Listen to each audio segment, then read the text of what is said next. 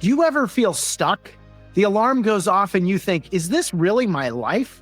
Do you wish you could douse your relationships or your career or even your business with rocket fuel and throw a match on it? End the blah once and for all. They either launch or they burn up and you get to start over. I've been there and I see you. I'm Ben Walters, an entrepreneur, pastor, coach, and consultant. If you're ready to get unstuck and ignite your super pumped life or business, I'll give you the rocket fuel and the match. All you have to do is light it. Were you a corporate rock star before kids sent you down the full-time parenting path?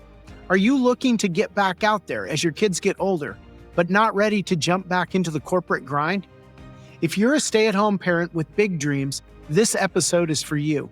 My guest today is the founder of LBK Interior Design, Lauren Kitchen. Welcome, Lauren. Thank you. Thank you for having me. I have been very excited to bring you on because as we think about entrepreneurship, there's all different stages, and you are in that very early infancy of entrepreneurship.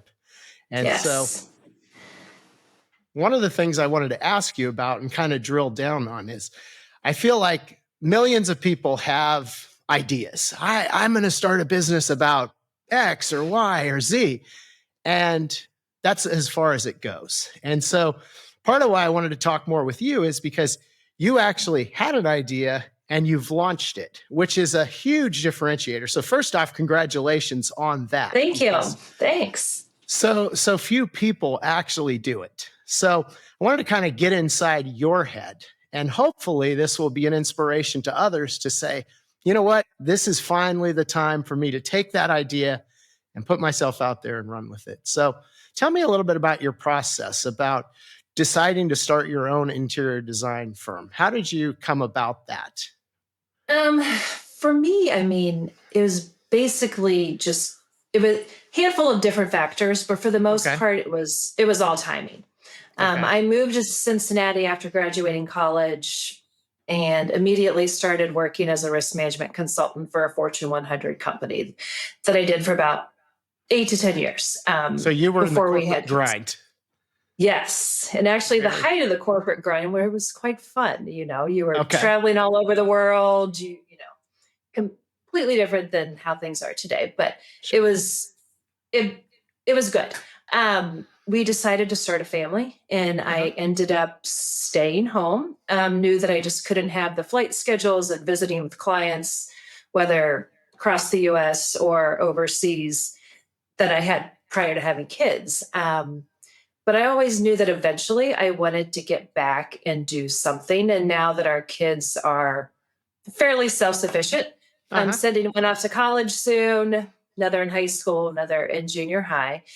I feel like the timing was right for me and our family to get back and do something.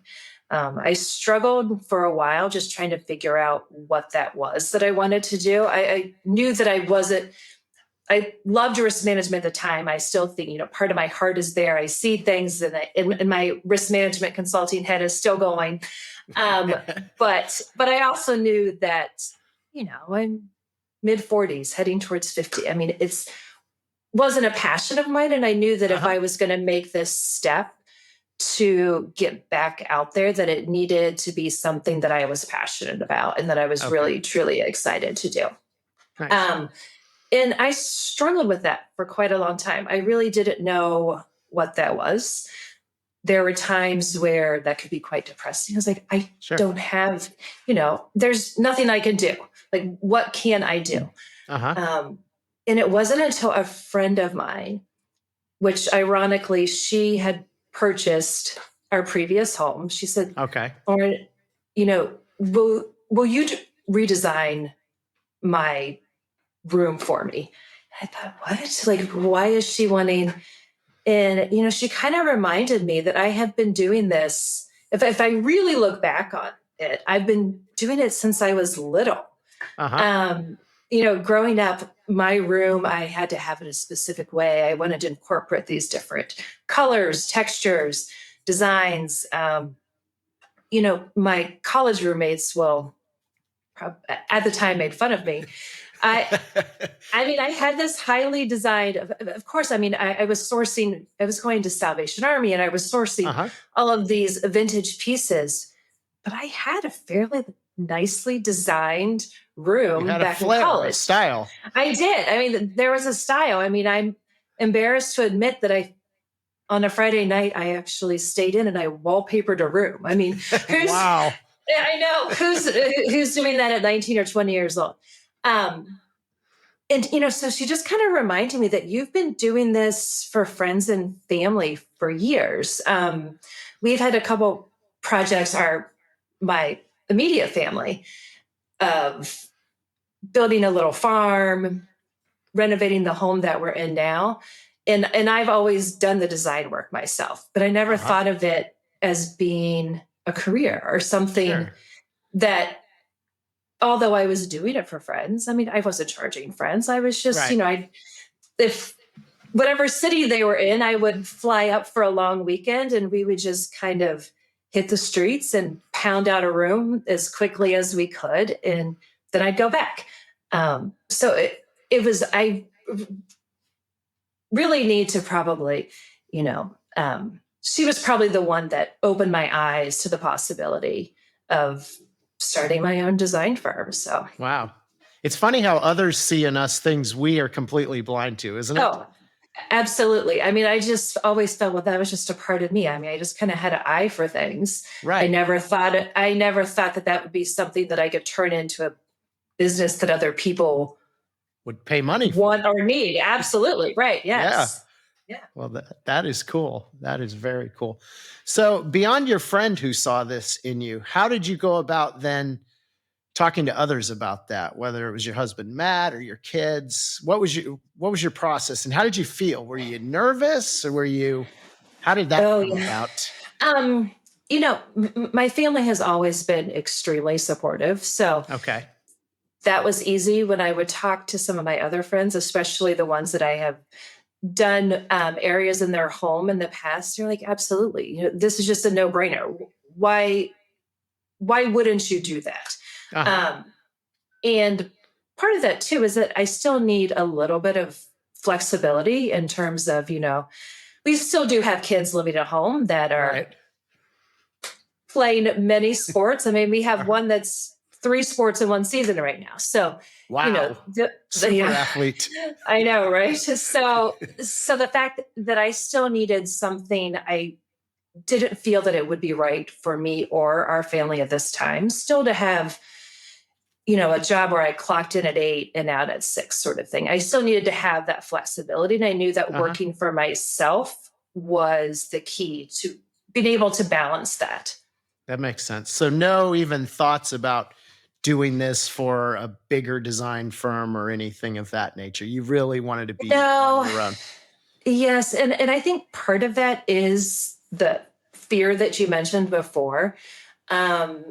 Because my background is I have a degree in marketing and management information systems.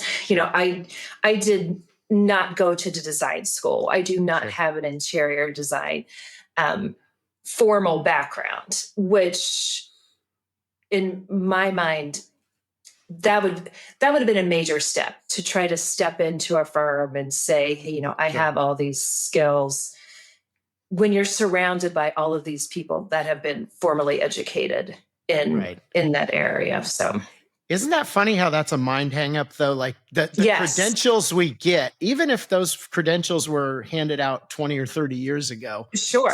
somehow we think we're less than because we don't have that credential. Yes, absolutely. And I've heard that from all kinds of people. So yeah, you're not alone in that struggle. I've started a lot of businesses and I don't have I know you. So right. so it can be done. And I think it's something where if someone looks at either your former house or your current house or some of the work you've done for friends and family, immediately they say this is an incredibly gifted interior designer. And nobody worries about, oh, wait, hold on, let me go to your office and make sure I see that particular certificate on the wall or degree. I know. So it's but it's still, I mean, it's still a hang up for me. Today when I was creating my website, I did have graphic designer that I was working with, and I was coming up with the text and everything. And, I don't know how many times she came back to me and said, "You're apologizing too much. Right. You need to, you're apologizing too much for the 17 years that you took off between the corporate world and where you are now, or you're apologizing too much that you're not formally educated in this." She's like, "You do this well. You just need to own it and go forward." So I'm still working on that. I'm still struggling a little bit, but I am I'm far better than what I was a year ago. Well, and you weren't really off for 17 years, even in design, because tell us a little bit about the project of the house you took on most recently. And I mean, how long that took and your role in that, because you took an incredibly challenging project on, and I've walked the house. It is top notch in every single room. Oh, gosh. Thank you. So just talk about that.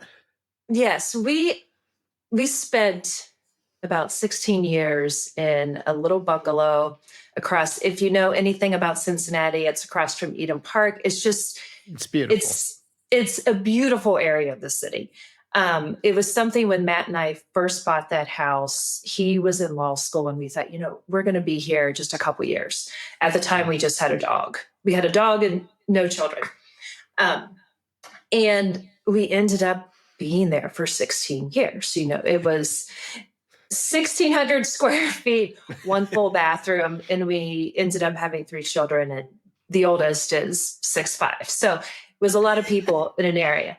Yeah, it was pure chaos in that house. It kind of was. Yes, it was chaos. Well, and big dogs too. These aren't little tiny dogs. No, these are rescued 100-pound plus dogs, and we ended up with some cats as well. So it was literally a zoo in all of this little area.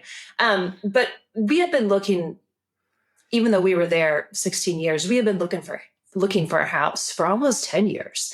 And what was difficult for us is that we couldn't pull ourselves away from Walnut Hills and the Eden Park area. So even if we went into a house and there were parts of it that we fell in love with, we didn't love the area where that house was located. And so it was actually a friend of Matt's that went to law school. He told us that there was this house that he knew that was coming on the market. You have to go check it out. Having dogs, we've walked the neighborhood for years. We knew what house he was. We knew what house that he was speaking. And we said, no, absolutely not. You've seen that house. It's massive. It's massive. Although we do need more space than what we currently have, we do not need that sort of house. How many square feet is it?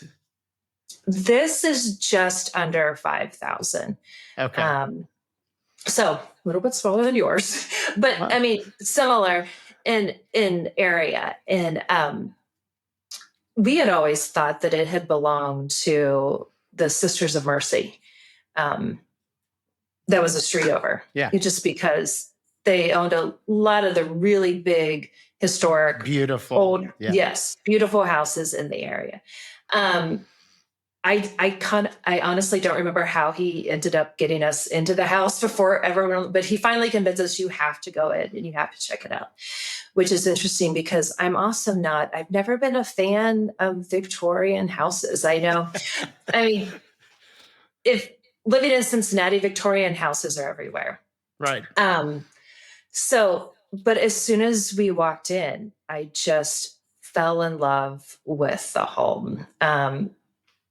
Luckily for us, doing our research, the home was built in 1885, and it appears that we are the fourth family to own the home since 1885. Yeah, and that's where so much of the original woodwork, the original details, all the hand carved fireplaces, everything was intact, just because this house wasn't changing hands and people were coming in and, tearing down walls and whatnot. So it truly was the woodwork and all the original detailing that made us fall in love with it. I think I fell in love with it long before Matt. I still have a picture of Matt sitting in, there was some furniture that was left with the house. And, Uh-huh. he's just sitting here kind of like this. Because when we were getting more serious about finding a house, we had done renovations at our old house. We had purchased some land down in Kentucky and actually built a house from ground up. Yeah, That farmhouse, right? Yeah, a farmhouse where I was driving an hour every day because I was acting as the general contractor as well. So just with the time where we were in the lives with all the kids, we were really looking for kind of a turnkey house. Uh-huh. We've always been into projects. We're like, we just don't have the time. But this house was far from turnkey. It hadn't been touched since the 1950s. So in the 50s, there was a lot of linoleum in the kitchen, Right. and actually some really great tile though still. That unfortunately we had to pull out that bathroom because it was part of the kitchen. But looking back, we should have popped those tiles off easily and tried to reuse them. But repurpose them somewhere else. Yes, absolutely. But it was interesting how the home was set up. The family that we purchased it from, they had lived, trying to think of the numbers, probably about 90 years between the woman we purchased it from. Uh-huh. She married into the family. Okay. And so her and her husband lived on the first floor, and then her in-laws lived on the second floor. So we had 2 kitchens, we had 2 dining rooms. Wow. And so even though a lot of the original bones and the integrity of the home was still here, we there wasn't a single surface in the house that hasn't been touched. Wow. So we had to, everything, whether it was simply just repairing some plaster and painting, but we had to put in all new bathrooms, new plumbing, new electrical, all of those. And it took almost 2 years. We eventually moved in about a little over a year and a half into the project. But that also entailed that we were living on the 3rd story. Yep, where it was, I remember that. Yeah, we didn't have a kitchen at that time. We're sleeping on air mattresses on the floor. At least we had a full bathroom that was ready. But boy, that's rough with 3 kids and all the dogs. And I know, the dogs and the cats. It was, like I said, it was a zoo here. We just moved it from one side, and you look back at that and you think, how did we do that? How did we do that? Exactly. I don't know that I'd be able to do it again. I don't know. I keep saying that. I keep saying not another project, but then then you continued working on it for quite a while. I know Chris and some of the contractors have been they're just incredible. And they are still here.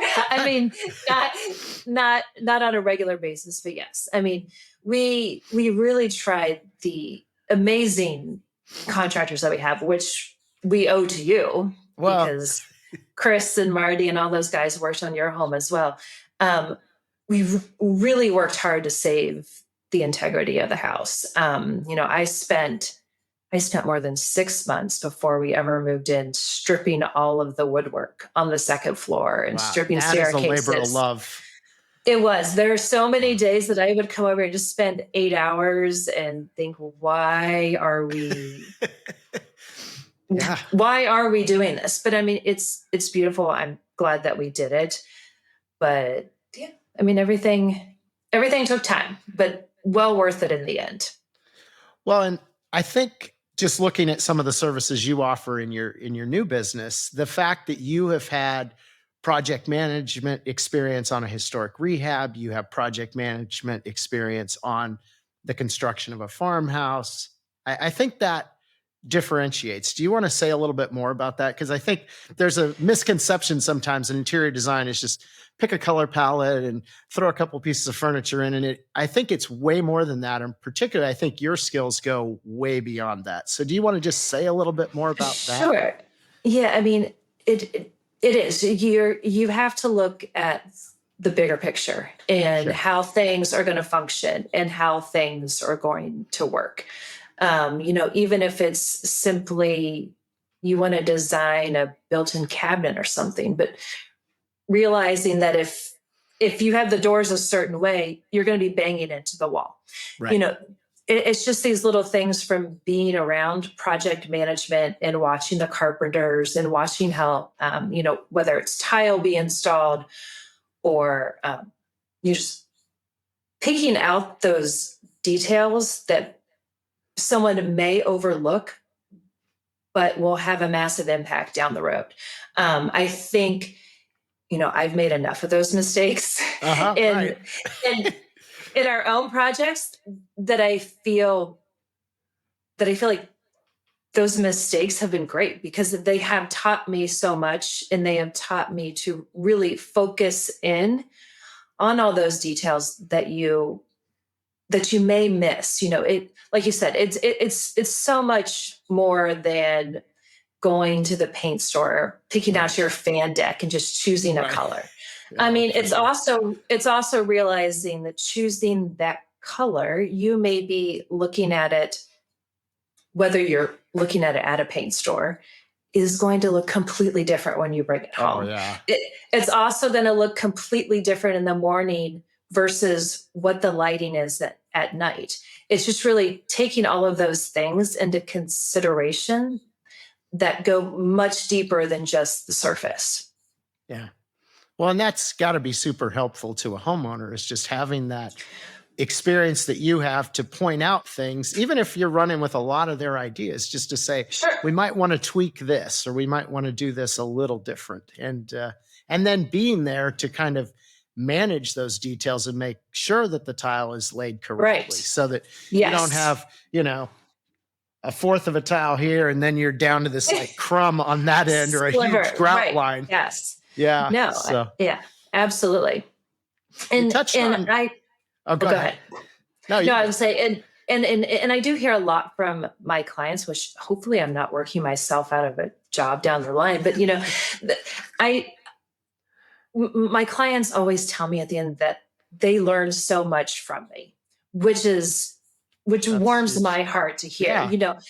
They'll send me a text message and say, because of this or whatever you told us this, I was out and I saw this, and I saw this vision of what this vintage piece could become or something. And that, that's kind of like a proud mom. I'm excited to hear that, hopefully I'm getting people to think about design differently and just to see all the possibilities throughout there, because it doesn't always take this big vision or expensive product, or, you can find pieces of beauty and things all around you that can become something really special. One of the things I like too about your kind of firm and how you're doing this is the functionality of stuff, because there's a balance between what is aesthetically beautiful and can almost look museum quality versus having kids banging lacrosse sticks, absolutely, yes, dropping gym bags, and them with their friends, and they're eating pizza on the couches. So talk a little bit about that, because I think you've done at least in your houses, you've done a wonderful job of balancing those two. Oh, thank you. Say more about that. Sure. And part of that too is from learning from past mistakes. Sure. I also think the animals come into a big play with that. Because like I said, we've got a couple dogs, a couple cats, a guinea pig. It's finding, if we want to get into the details, if you're having your floors refinished, if you have animals, if you have dogs of any sort of weight that have, obviously they all have claws. I mean, they all have nails that need to be trimmed. It's using a matte polyurethane versus using a high gloss that's going to show those scratches. It's thinking about furniture, whether you're buying it off a website or if you happen to find a vintage piece that you're going to have reupholstered. It's thinking about that fabric and how easily it's able to be cleaned. Or, now with cats, I'm always thinking about, it can't be a loose sweep, because I know cats with their claws. Yeah, they're give it a year and it's your beautiful piece of furniture is just not going to look the same. Right. So it's finding those materials that are extremely functional in terms of, yes, when your kids are home and their friends are over, they spill the pizza and the red sauce on the couch, all too many times. Yes. I mean, we're not going to have couches that are slip covered in white at this point in our lives, which is, something surprisingly that people may not think about, because they're looking at social media or they're looking at websites, and yes, I mean, homes that are done in all white, they're beautiful. Sure. And they can really highlight any art that you put on the wall. It can highlight those special pieces that mean something to you and your family, whether they're heirlooms, if your backdrop in terms of walls and furniture and everything's white. But yes, but if you have children or if you have animals, it's just not functional. Sure.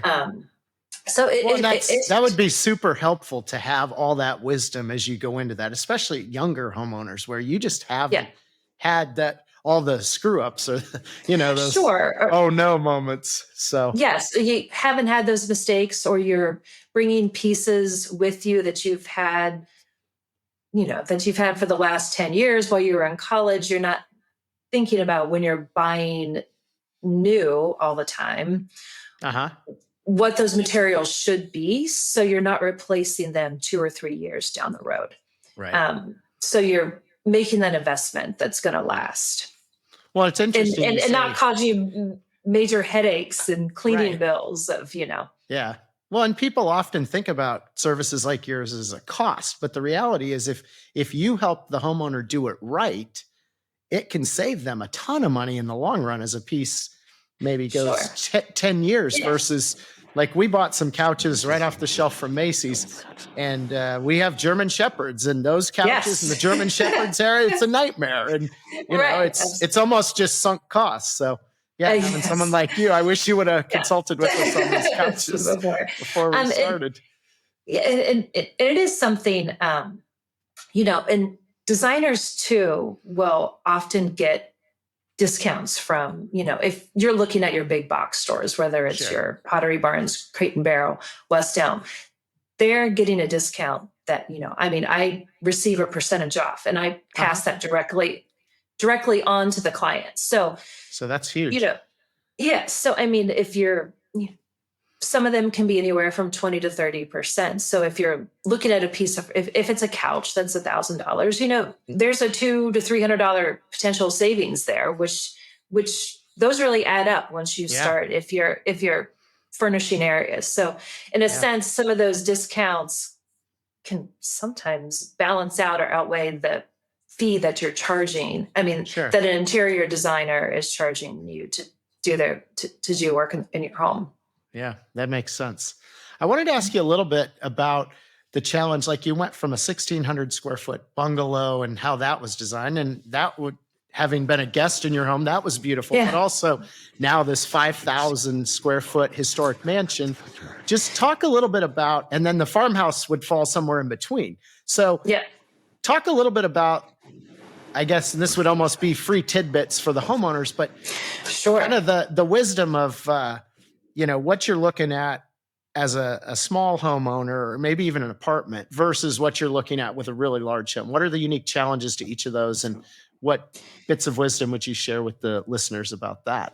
Sure. I would think about, I guess in looking at our home, because so many people ask that, well, how did you furnish it? And I say, if you really look around, our home is not packed with furniture.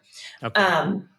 It's, we found pieces that, again, like from a functionality standpoint, that we needed. Okay. We didn't go overboard. I used a lot of Facebook Marketplace. You can find some amazing pieces. You can find, really good American-made furniture that was made 20, 30, 40 years ago that is going to be so much better than what you find today at a fraction of a price. Wow. So I used a lot of Facebook Marketplace. We used everything but the house. I mean, that's kind of a Cincinnati thing, but I think, yeah, it's a great resource. I think there are ways to find quality materials at not the price that you may find or what it's really valued at today. That's kind of, I mean, we had to do that just because, like I said, we were moving into a Victorian home. Victorian houses weren't my thing. I mean, I love our home to death, but still, I mean, even people will ask me, what is your style? And I don't know that I necessarily have a style. I found myself that I adapt to the home that I'm in.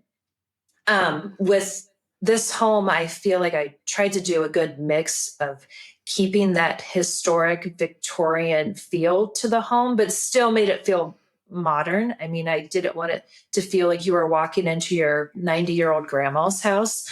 But I kind of I've always gravitated towards the home that I'm in and what the home wants to show back to us or the people that come into it. You know, at the time when we bought the home, black and white was everywhere. It was a very popular design style. You would have white on the outside. You would do your black windows. Everything on the inside tile would be white and black. And I will say for a hot minute, I thought about that. I was like, you know, black and white, let's do black and white marble, or let's do black and white porcelain mosaics.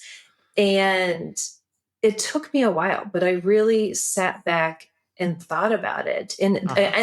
And I knew that there was something that just didn't feel right about it. And I truly felt it was kind of the house was saying, no, like, you know, the house was telling me black and white is not the answer here. Victorian houses were full of colors. They were vibrant in every way. Although you did the tiles and the marbles and everything back, you know, we don't.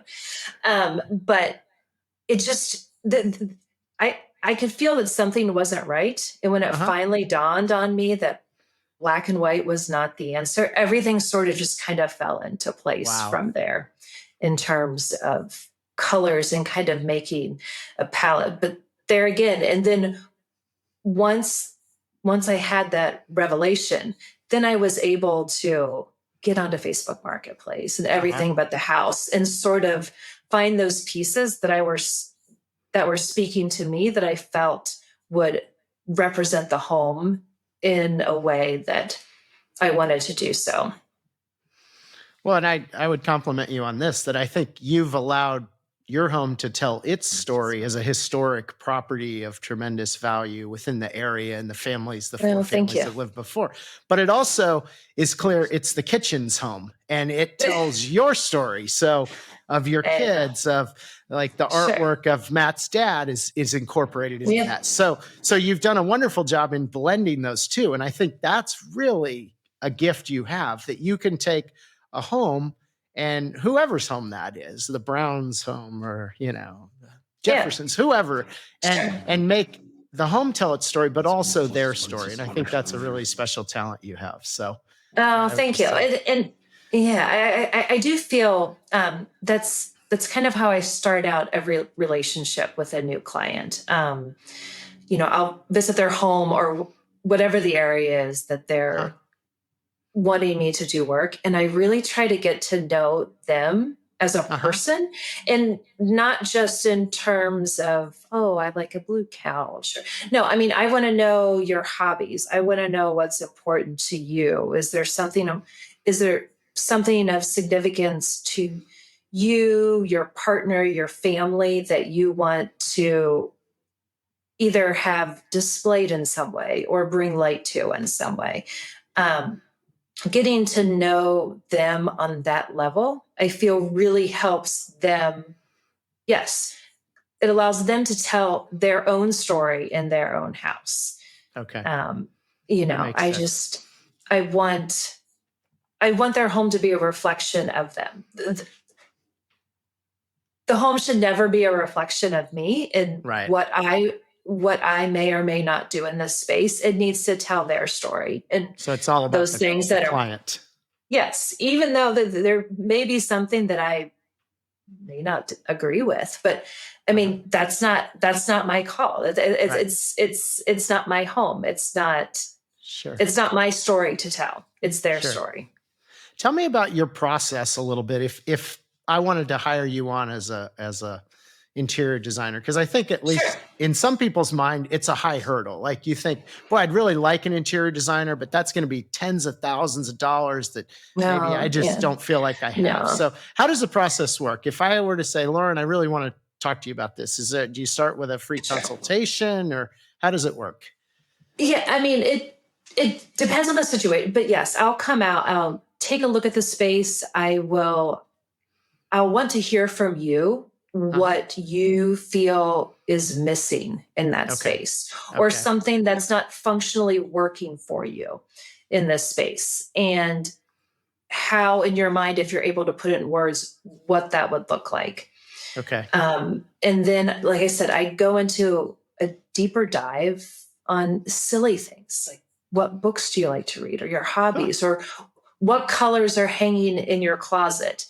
I mean, people don't really think about this, but if you take a look at your closet, it actually does tell you your story. It tells your story or your personality. You'll see some surprise.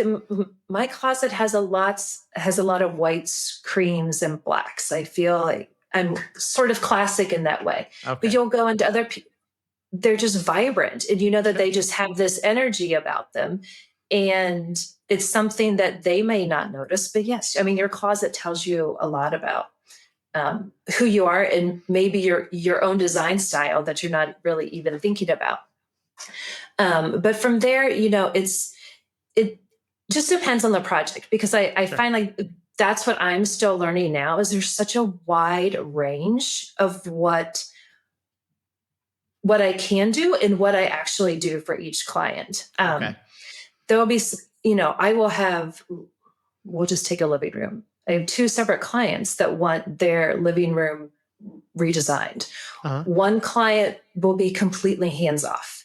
They may not want to be involved. They want me to do all the work and come back with 2 or 3 options and just show them either all the samples or show them on a mood board or floor plans and make a decision. Well, you'll have another client that's doing the exact sort of same project, but they want to be out there too, looking for those unique pieces, or they may find something on their own and say, hey, Lauren, I found the perfect rug. And so they bring that. Yeah. And so they bring that to me, and then we work. So we're actually working more together. So I guess, what I'm trying to say is that you can either be as involved as you want to in a project, or can be completely hands off. I wanted to ask you about kind of the construction side. Like if you walked into a home and let's say it was super choppy, maybe it was 3 or 4 tiny rooms. And part of why I'm asking is because you opened up some walls, did some fairly major redesign of your first floor. And so do you at least offer to have the homeowner think about, we can work with this space, but we also, if we wanted to get into a more involved project, we could do this. Absolutely. Because you've done that. Yes. And I do feel like, and that's kind of hard where I have to rein myself in, because I will walk into a space and I can sometimes just see this really big vision of what something could be. But you're also realizing in the back of your head and knowing from doing previous projects that, okay, if we're taking this wall down and we're putting a lam beam in, then you have to hire an architect. You have to hire your structural engineer. Sure. But no, I do think from my past experiences with all the renovations and then building the farmhouse from the ground up, that I am able to see the potential that if someone wants to take those next steps, I mean, I can walk in, I could get really excited about a space. And then, I mean, if it's not the right time in their life, or it's, the cards just aren't working out, then I have to kind of, that's a challenge for me. Then I have to dial it back and say, how can I make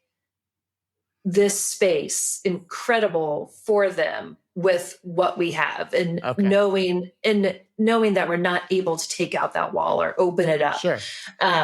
So it sounds like depending on their budget, you can kind of tailor it to, we can work with just one little area, or we can have a much bigger vision. And so that's really helpful. This has been really enlightening for me, because this is an area I'm not all that familiar with. So tell me, if someone wanted to talk more with you, get in touch with you, how would they do that? Sure. They can go to my website, which is lbkinteriordesign.com, or you can just email me at lauren@lbkinteriordesign.com, and reach out. And this is probably the easiest way. All right. Well, we will put all that in the show notes, but thank you, Lauren. This has been really great. And I'm super excited for you, and congratulations on thank you having the courage to launch your business. And I know it's going to be a tremendous success. Hey, thank you so much. Thanks for having me. Thank you. Thanks for joining me today on the Super Pumped podcast. If you enjoyed today's show as much as I did, I have 3 quick next steps for you. First, subscribe on Apple Podcasts, Spotify, or YouTube to make sure you don't miss future episodes. Next, leave me a review in your podcast app and tell your friends about the show so others can find and benefit from the Super Pumped community. And finally, to put the ideas from today's show into action, visit us at superpumped.com to view the show notes, book a complimentary consultation, or take our free business launch readiness assessment. Keep well, and I'll see you next time.